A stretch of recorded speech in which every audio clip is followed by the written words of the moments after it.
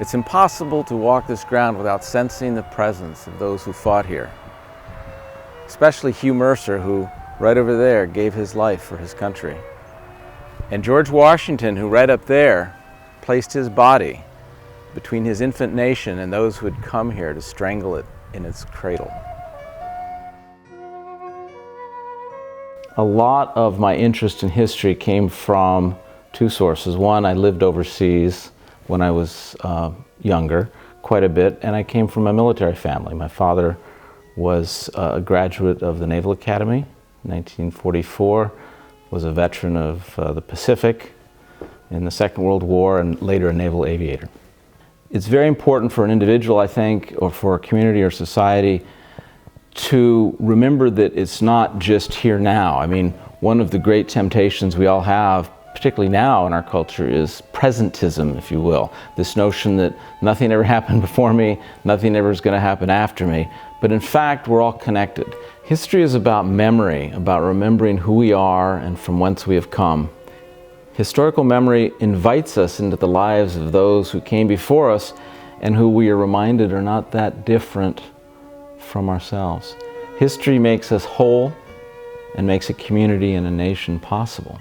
Once we were living here, I drove past the battlefield and I remember being struck by the beauty of it and also particularly by the Mercer oak, which was this elegant tree standing in a field very much like a sentinel of some sort. Before the Battle of Princeton, the Revolution could well be seen as sort of a bunch of losers who had grievances and were sort of flailing against the British forces and the crown.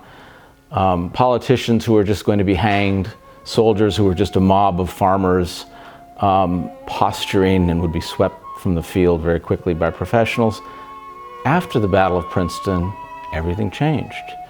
The United States really became a nation.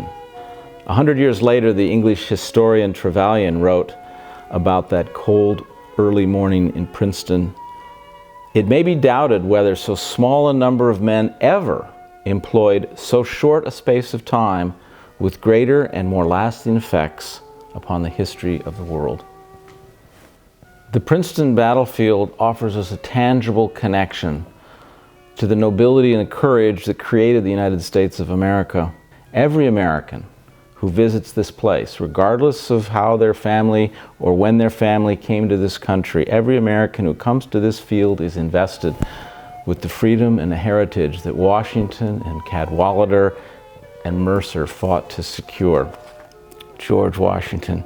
George Washington is magnificent. He really is the indispensable man. There's no question about it.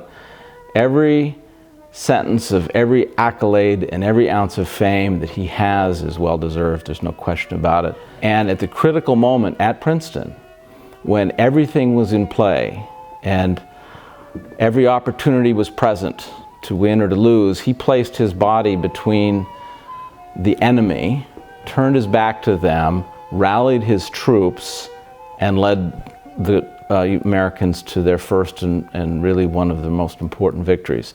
Hugh Mercer was a Scotsman, a veteran soldier who had fought against the British at Culloden and was Washington's favorite general. There are rumors that Mercer originated Washington's plan to cross the Delaware River, and he was certainly a major contributor to its execution. En route to Princeton, Mercer's brigade encountered 2 regiments and a mounted unit. Mercer received 7 bayonet wounds in the battle. Legend has it that Mercer, with a bayonet still impaled in him, did not want to leave his men, and was given a place to rest on a white oak tree's trunk. That tree became known, of course, as the Mercer Oak.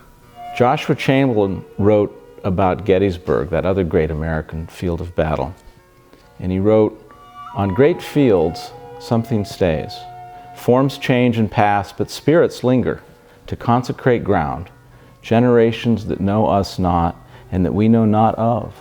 Heart drawn to see where and by whom great things were suffered and done for them, shall come to this deathless field to ponder and dream."